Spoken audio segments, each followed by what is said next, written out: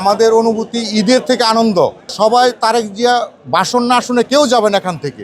উনি আসতে হয়তো একটু লেট হবে, তারপরে যতক্ষণ উনি না আসবেন আমরা সবাই তার জন্য অপেক্ষা করব। আমাদের অনুভূতিটা ভাষায় প্রকাশ যাবে না। আমাদের অনুভূতি ঈদের থেকে আনন্দ। তারেক রহমান ঢাকা 18 আসনে আসতেছে, আমাদের অনুভূতি ভাষায় প্রকাশ যাবে না। সমস্ত 18 আসনের জনগণ প্রফুল্ল মনে, উৎসাহী মনে সবাই আসতেছে।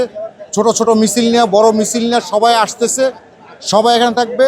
সবার মন আজকে অনেক আনন্দ। সবাই তারেক জিয়া ভাষণ না শুনে কেউ যাবেন এখান থেকে। আমরা তারেক রহমান আসা পর্যন্ত আমরা বসে থাকবো, অনুষ্ঠান শেষ হওয়া না পর্যন্ত বসে থাকবো। প্রতিটা নেতাকর্মী এখানে বসে থাকবে এই মাঠের মধ্যে। তারেক রহমানের কাছে আমাদের অনেক প্রত্যাশা।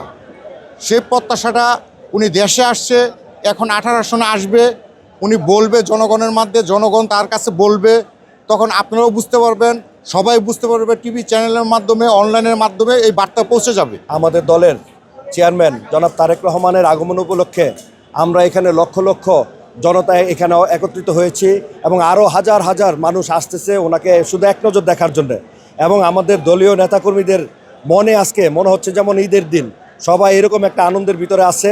দীর্ঘ প্রায় 17-18 বছর পরে এই প্রথম আমরা উত্তরাতে আমাদের মাঝে উনি আসবেন, আমাদের সাথে কথা বলবেন এবং নির্বাচন নিয়ে কথা বলবেন, মানুষের মাঝে বার্তা দিবেন। সেই অপেক্ষায় আমরা আছি।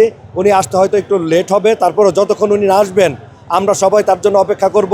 আজকে আসলে সারা উত্তরার মানুষ অত্যন্ত উচ্ছ্বসিত, তাদের প্রাণপ্রিয় নেতাকে আজকে সশরীরে এখানে দেখতে পাবে। তো এই জন্য অলরেডি আপনারা দেখতে পাচ্ছেন দলে দলে মানুষজন এখানে এসে জড়ো হচ্ছে।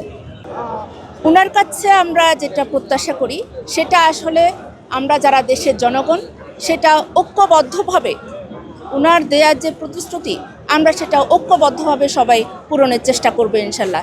একজন ব্যক্তি একা কখনো সকলের প্রত্যাশা পূরণ করতে সক্ষম না। তার একটা অত্যন্ত দূরদর্শী চিন্তার মাধ্যমে উনি একটা জ্ঞানগর্ভ একটা পরিকল্পনা হাতে নিয়েছেন। এই দেশকে কিভাবে এগিয়ে নেওয়া যায়, এই দেশের মানুষকে কিভাবে বিশ্বের দরবারে মাথা উঁচু করে যেন থাকে, সেইভাবে কিভাবে এই দেশের মানুষকে এগিয়ে নেওয়া যায়।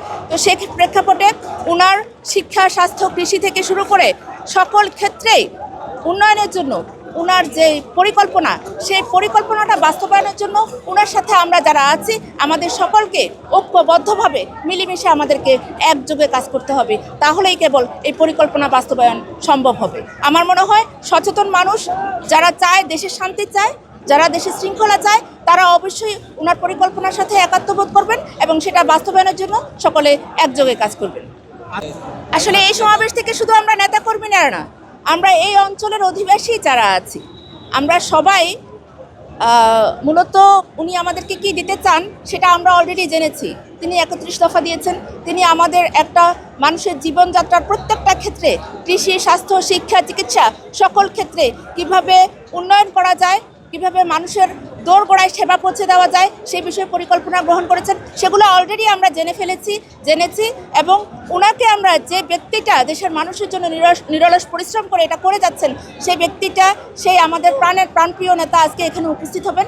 আমরা যেটা জেনেছি সেটা অবশ্যই উনি আবার আমাদেরকে জানাবেন এবং যারা জানেননি তারাও জানবেন। এবং আমরা এই বার্তা পৌঁছে দিতে চাই সব মানুষের কাছে যে প্রতিশ্রুতি বিএনপি থেকে দেওয়া হচ্ছে, আমরা সকলে মিলেমিশে ঐক্যবদ্ধভাবে কাজ করলে এই প্রতিশ্রুতি বাস্তবায়ন হবে ইনশাল্লাহ এবং বিশ্বের বুকে বাংলাদেশ মাথা উঁচু করে দাঁড়াবে। জনাব তারেক রহমান উত্তরার মধ্যে আজকেই প্রথম আসবেন এই জনসভায়। আমার মনে হয় আমরা আজকে এই উত্তরার ৭টি থানার সকল জনগণ আমরা অনেক আনন্দিত এবং উৎসাহিত। আর আমার এরকম মনে হয় যে আমরা যেরকম ঈদের উৎসব পালন করি, আমাদের মাঝে সকলের ঈদের উৎসবের মতন আমাদের সকলের মধ্যেই বিরাজ করছে। আমরা চাই আগামীতে যাতে এই দেশটি একটি ভালোভাবে চলেন, শাসন করেন, এমনকি এই দেশ দুর্নীতি মুক্তি হবে। এই দেশের মানুষ